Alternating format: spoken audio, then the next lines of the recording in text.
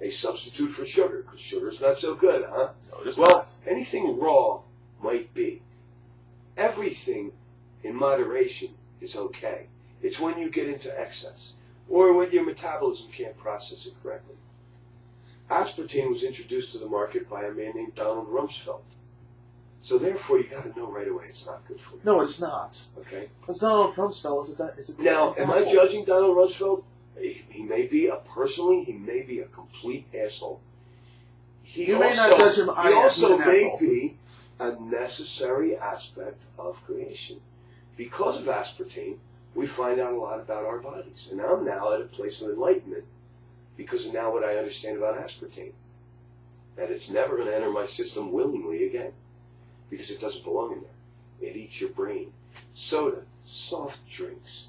There's nothing soft about them. You put a nail in a can of Coke and it disappears in a short period of time. This is true. Okay? Not to Clean mention your when driveway you in it, take a and drink, if you it ever burns get you. diesel fuel on your clothes, pour a can or two in the washer and watch it dissipate. Nothing else can do that. So it's obviously not good for you. Yeep. Water. Many of souls have lived in a human experience without love, but not a one without water. Water is what you are.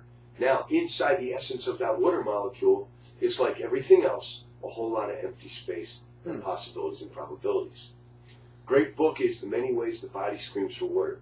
Shows you that you should be drinking plenty of water. Why? First of all, it's the only fuel the brain will take. The brain is the healing mechanism, and it's what regulates your life. There will be a whole lot less of internal dialogue battles between the left and the right brain when you fuel it with water. It shuts it up so that it can do its job as a healer. It also regulates your internal organs. It keeps your joints fluid. It keeps wrinkles off of you. It's amazing what water does. It suppresses your appetite. Why are you hungry? Because the foods that you're eating aren't really foods and they don't have life force. That's why you're hungry. Because all you're doing is you're making a turd. You're just stuffing it in your body. You're hanging on to the emotional issues. It feeds those fears. Your secure area fat reserves are designed by the food companies to become larger and larger and larger. And if you go into Louise Hay's book, You Can Heal Your Life, you will see all the emotional components behind most diseases.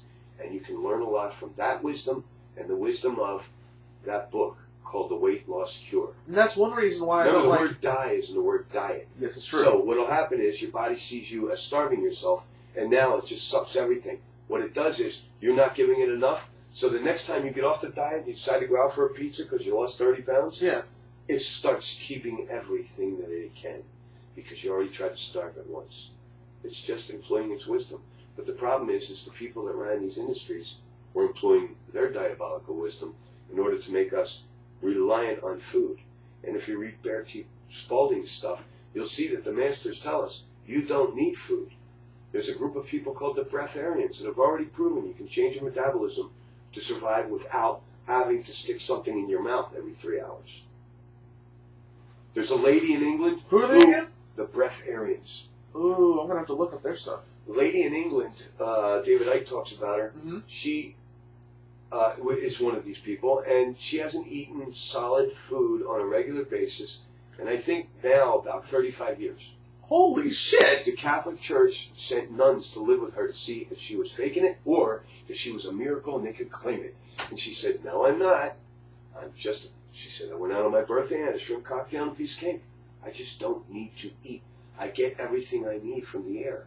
What does that mean? Well, that means that they own us through the food industry. There again. So if I could sit and breathe and drink water, which I do, when my body says, see, I eat better foods now, so it ain't as hungry as often, and I eat vitamins that are cold fused. I'm giving this body, this is not me, I'm giving my body the nutrients it needs. Therefore, it doesn't seek to get it the only way I knew how before I became aware of all this, which is through sticking something in my mouth. Why did I do that? Well, I was feeling, metaphorically, not fulfilled. So then when I would eat, I'd go, wow, I'm full, I'm stuffed, that felt good. Yeah. You see? And all it was doing was making my ass fatter.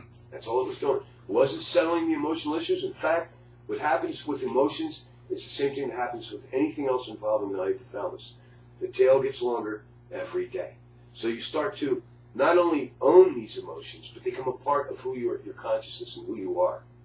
I was abused. I was raped. I was this. I am that. I am fat. I am whatever they say I am. And that is not the case.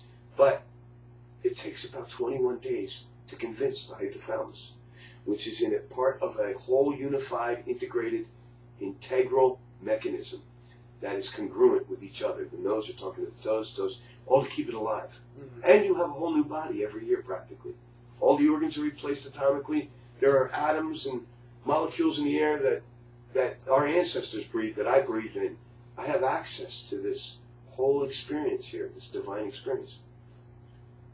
Right now, they're trying to make it seem like it's nothing but fear and loathing and hatred and division. Why? To have control over you. And the more we're divided, the more control they have. So the first one you wipe out is global warming. It's not your fault. Number two, there's nothing you can do about it. It's happening anyway. Secondly, is that for those of you who are of the religious ilk, remember, I was raised Catholic and then I became a Christian. And a very divine presence once defined the difference for me for both. And you might agree. I know I did. I said, she said, it's about Christianity. And I said, well, I am a Christian. I was raised Catholic. She goes, one worships his life. The other worships his death. And I thought, you know what? I never liked seeing that dead Jesus up on the wall. That thing is crazy. Why is there an altar in church? Didn't they used to sacrifice animals on there? Are they still sacrificing on those things? Late at night when nobody else is around? No, that's where they have their fun with the little altar boys. That's usually out on a camping trip. I know I used to be an altar boy. Oh, creepy. Well, I wasn't molested as far as I know, but that's some of the weirdness of the mind too. That you can lock away memories that are so traumatic, they go into the honeycombs and they are in amnesic barriers, and they will sometimes only surface many years later. I'm a very stable child. A lot of times this abuse, you hang on to it secretly within, and then you wind up becoming an abuser yourself. I was a person that just chased women. I wasn't chasing down priests or young boys, so I don't think that's in my consciousness. In fact, my mother just made me real aware of this stuff when I was young because I was a cute little boy. She said, see that guy down the street? He's a faggot. Stay away from him.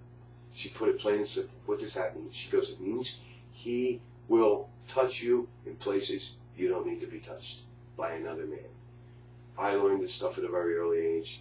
I knew what it meant, and I let it go. Well, remember, we've all been reincarnated. Yeah. So we know, I in fact now know that a lot of people who are gay can take a good long look in the mirror, and you have to take a good long look. As you look around your face and you check out your aura, you'll see different faces bleed through. They're very similar to yours, but they're from other lifetimes. And you'll see in some people who are like extremely male in a female body, or some people who are female or feminine in a male form. And a lot of times this has to do with karma. Because this person wanted to experience this in this lifetime, but I had some karma with this person, so I also had to come back. And now Patrick fits Henry and Henry fits Patrick. Okay?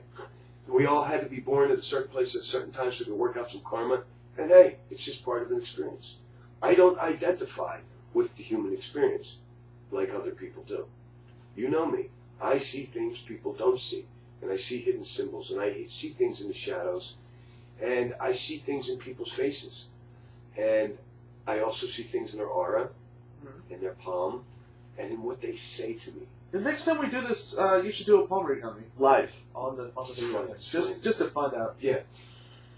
But the first thing I really wanted to do with this was tell you what my motivation is, and it's 2012. Yeah. It's this great date, December 21st, 2012, according to the Mayan calendar. So what I want to do is help the people of the next generation. My generation has totally ruined this place through greed in a very short period of time and fear. That's the only reason why people become greedy, because they're afraid they can't get without taking. This experience is not supposed to be give and take. It's supposed to be give and get. It's not about free trade. It's about fair trade.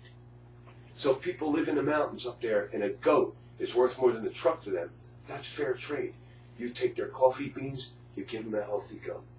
That's fair trade. That's what Chavez said in Venezuela. And now you know why they want to demonize him. Sad part is, for those that want to demonize him, he owns a lot of Citgo stations around America. So, really? Yes.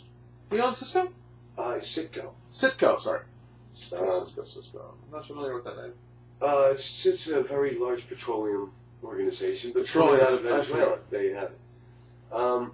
Also, what he's saying has relevance, and that's why he doesn't get a lot of play on the news. But you know, the messengers... Unless it's negative. The messengers who are part of that aspect of it from a higher level are asking you to take a look at certain things, but they're not giving you the whole truth.